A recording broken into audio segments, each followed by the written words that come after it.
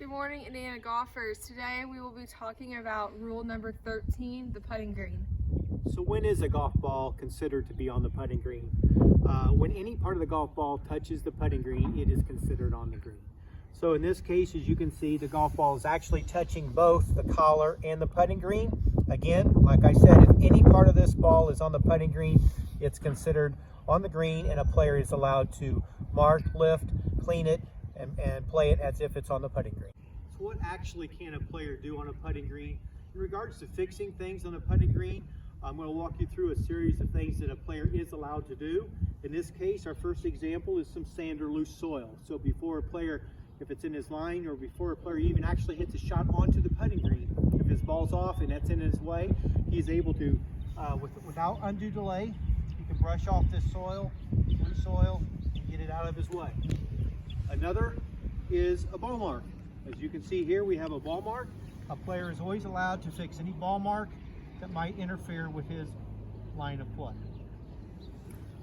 Walking forward here, another good example is something embedded in the green. Many times when a player hits a shot out of a sand, maybe a small pebble will come out on the putting green. Someone might step on it. In this case, we've got a small stone embedded in the green. A player can take that stone and flip it up and repair that area. Another example is an old hole plug. So here we have a hole plug that's in our line. If any part of this we feel like could interfere with us, again, without undue delay, we could fix the edges and smooth them out before we putt. Going forward to our next one, this is a scuff mark, possibly made by an animal, or maybe a player scuffed his foot. Again, this is something a player can fix. Smooth that out. And lastly, we have damage to the cup. Looks like when a player took the flagstick out, he might have damaged the edge of the cup. A player is allowed to try to replace this back to its normal area. I would highly recommend, though, that if there's severe damage to the cup, that the player lets the committee know so the committee can take care of it. So now I'm going to talk about things you cannot fix on a putting green. The first thing is you cannot fix aerification holes or grooves from verticut.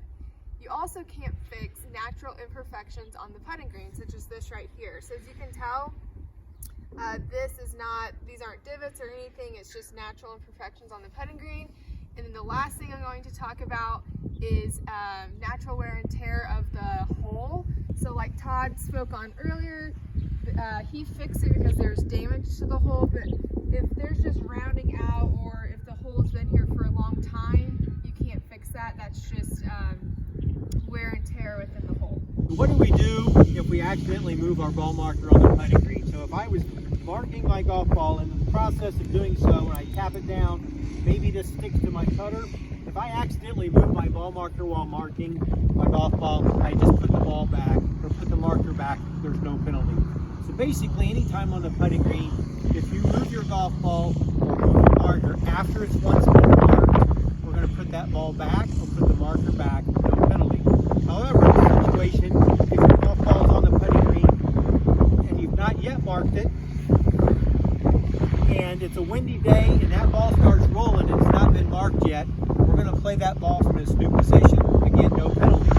Had it been marked, like I said before, if I had marked it as such, and I put it back down, and then the wind causes it to blow, I'm going to estimate the spot that ball was at, and I'm going to put it back with no penalty. Just so you remember, the easiest thing about whether you put the golf ball back or not is, once it's been marked, if you move your marker or the ball, you put the ball marker or the ball back, no penalty. If it's never been marked, that ball starts rolling, you're going to play it from